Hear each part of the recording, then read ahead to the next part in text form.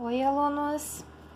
Vamos fazer, então, mais uma atividade de análise de redação, tá? Mais uma redação nota 1000 aqui pra gente destrinchar ela e entender o que essa gente faz, né? Pra escrever uns textos tão bons e conseguir uma nota tão alta, né, gente? Vamos aprender e vamos fazer igual na hora da redação lá no Enem. Esse texto aqui, ele é sobre desigualdade de gênero, tá? Então, vamos lá, gente. Esse primeiro parágrafo, a introdução do texto, ele começa assim, ó. Permeada pela desigualdade de gênero, ou seja, ela começa o texto já trazendo o tema, já mostrando, né, que identificou corretamente o tema sobre o qual vai falar. A história brasileira deixa clara a posição inferior imposta a todas as mulheres. Aqui ela já coloca claramente o posicionamento dela. Já está dizendo que as mulheres são colocadas numa posição inferior à dos homens, que é assim que ela vê essa questão. A seguir, ela cita, gente, os argumentos dela, só que de uma forma mais subjetiva, tá?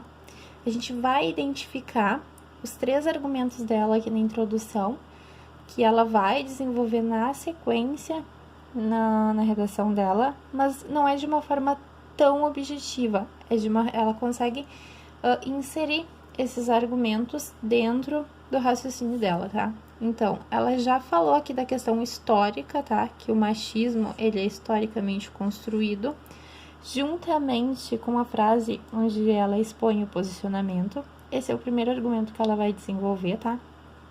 Na sequência, ela cita mais 2 argumentos de forma indireta também, ó. Essas, mesmo após a conquista do acesso ao voto, essas quem? As mulheres, tá? Lembrem dos elementos de retomada que eu falei, né? Ah, não vou dizer de novo as mulheres, ó, inferior imposto a todas as mulheres, de novo não, ficaria repetido, hein? Então, eu coloco essas quem? Essas mulheres, tá? Os pronomes, eles servem para isso. Mesmo após a conquista do acesso ao voto, ensino e trabalho, negado por séculos, observem o uso de travessão, tá? Colocar uma expressão entre travessões ou entre vírgulas é equivalente, tá, gente? Permanecem vítimas da violência. Aqui, ela já está citando um outro tópico, né? A questão da violência de gênero, que vai ser o segundo argumento dela. Uma realidade que ceifa vidas e as priva do direito a terem sua integridade física e moral protegida. Aqui ela traz um terceiro argumento, também subjetivo, tá? Onde ela diz que as mulheres merecem proteção do Estado, da sociedade, tá? E a questão dessa proteção vai ser o terceiro argumento que ela vai desenvolver. Agora a gente vai observar isso. Então, como eu já falei para vocês, ela segue essa linha de raciocínio, tá? Ela começa falando que o machismo é historicamente construído. Então, esse é o argumento que ela vai desenvolver no primeiro parágrafo. O machismo e a misoginia são promovidos pela própria sociedade, viu? Introduziu esse tema, dizendo que isso é construído. E desenvolvimento do parágrafo, né, gente? Meninas são ensinadas a aceitar a submissão ao posicionamento masculino, ainda que sejam inclusas agressões e violência, do abuso psicológico ao sexual. E conclui o raciocínio dela dizendo como isso se reflete no comportamento masculino. Os meninos, por sua vez, têm seu caráter construído à medida que absorvem valores patriarcais e abusivos, os quais serão repetidos em suas condutas ulteriores. Percebemos? O parágrafo dela tem início, meio e fim, tá? Falou aqui sobre a questão histórica, né? Dizendo que o machismo ele é construído na nossa sociedade. Seguimos. O segundo argumento dela, que ela cita ali, lembram? É a violência, né? Então, aqui ela vai falar sobre a questão da violência, tá? Ela começa o parágrafo com uma citação e introduz o argumento na frase seguinte, tá? Ela faz assim, ó. Um dos conceitos filosóficos de Francis Bacon, que declara o comportamento humano como contagioso, tá aqui a citação, então o conceito filosófico dele. Perceberam que ela usa esse que declara ela não usa uma citação direta, ela usa uma citação indireta, ou seja, ela traz o conceito desse filósofo, mas fala com as palavras dela, tá?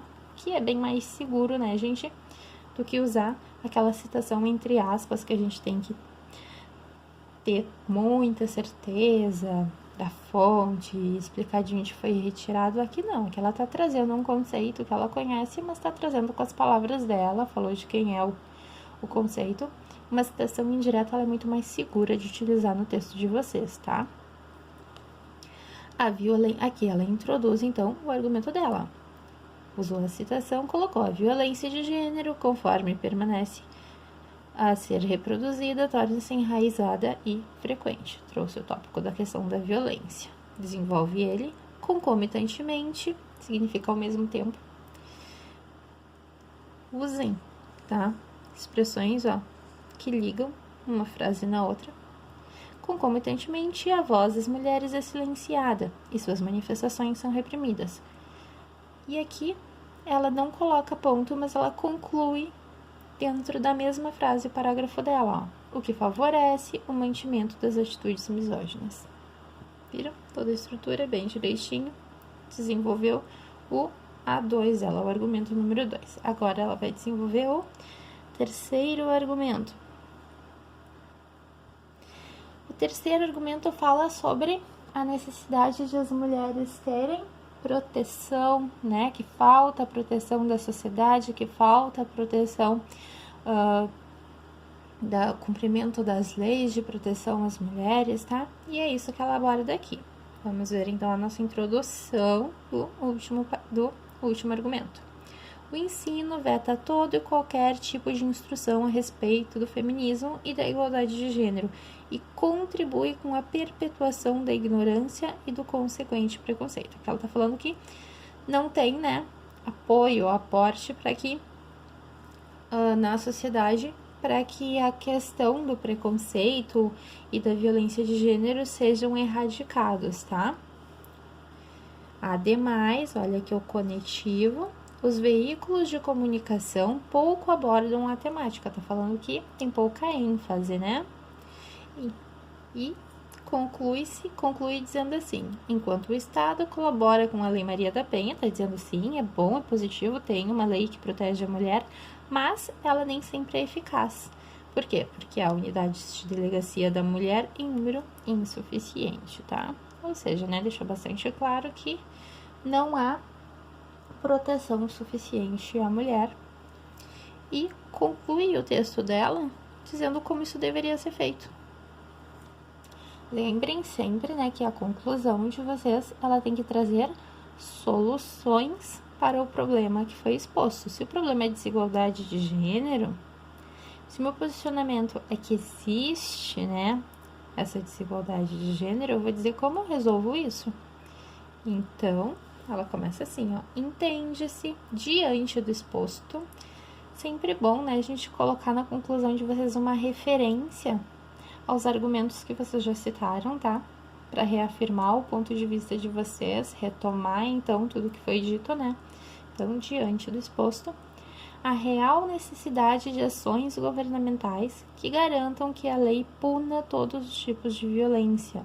Então, uma real necessidade, né? Tá dizendo que realmente existe essa necessidade, tá reafirmando o posicionamento dela e tá já trazendo uma solução, né? Ações governamentais que façam com que essas punições saiam do papel, né? E sejam postas em prática. Além, continua, né? Ela traz várias soluções aqui. Além da instalação de delegacias específicas em áreas necessitadas. Que é o que ela já falou antes, né? Que há poucas delegacias, né? Então, ela diz que deveria haver instalação de delegacias específicas, como a Delegacia de Proteção à Mulher, em áreas em que não há essas delegacias, né? Cabe à sociedade, em parceria com a mídia e com as escolas, instruções sobre igualdade de gênero. Também fala da questão das instruções, né? Então, ela dá a ideia aqui de uma parceria entre mídia e escolas, fazendo uma campanha e dando mais ênfase na questão da violência contra as mulheres, tá? Ó, campanhas de oposição à violência contra as mulheres. Aqui, gente, essas por M, estas por medida devem permanecer, né? Foi um erro ali, tá? Aquele M ali, não sei a palavra toda, mas deveria ser essas por medida, por meio, devem permanecer unidas através do feminismo, em busca de garantia de seus direitos básicos e seu bem-estar social. E aqui ela fecha, né, dá o fechamento do parágrafo dela, dizendo que as mulheres têm que se unir através do feminismo, tá? Buscando os seus direitos, né? Então, vamos analisar a estrutura do nosso texto, gente. Primeiro, identificar o tema. O tema é desigualdade de gênero, né? Posicionamento. O que ela diz ali? Que as mulheres são historicamente colocadas em posição inferior aos homens, né? Isso é o que ela fala lá na introdução do texto. O posicionamento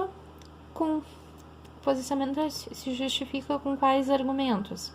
Gente, o A1, o A2 e o A3 que eu falei para vocês que ela citou de forma indireta ali na introdução, né? O primeiro, então, é que machismo e misoginia são historicamente ensinados em nossa sociedade. O segundo é a questão da violência de gênero. E o terceiro é a falta de proteção pelos órgãos competentes, tá? São esses 3 tópicos que ela desenvolve no texto e que ela cita na introdução. As soluções, ela traz várias, né? Eu identifiquei 4 aqui. A primeira solução que ela apresenta são ações governamentais que visem garantia de punição às formas de violência. Segunda, instalação de delegacias em áreas necessitadas. A terceira, instrução sobre igualdade de gênero, né? Ali onde ela promove aquela ideia de unir mídia e escolas em campanhas contra a violência. E 4, a questão, né, das mulheres se unirem através do feminismo em busca dos seus direitos, tá? Essa estrutura do texto dela tá muito bom, esse texto também, obviamente, né? Não precisa nem dizer. Gente, treinem esse tipo de estrutura, tá? Tentem deixar a ideia de vocês clara no início do texto, trazer qual é o tema, mostrar que identificaram o tema, deixar claro o posicionamento, deixar claro quais questões, quais tópicos vocês vão abordar, tá? Dentro do texto de vocês, quais argumentos vocês pretendem desenvolver para justificar o ponto de vista logo no começo. Tentem não misturar as ideias de vocês, desenvolver em cada parágrafo um argumento, tá? Que vocês têm bastante dificuldade nisso de não misturar uma coisa na outra, falar só sobre um argumento num parágrafo, só sobre um argumento no outro, mas o texto fica muito mais claro, muito melhor de ler quando a gente faz isso. Colocar a nossa conclusão ali, né? Sempre trazendo soluções que não podem ferir os direitos humanos, tá? E é isso, gente. Até a nossa próxima aula. Façam a tarefa no caderno de vocês e um abraço.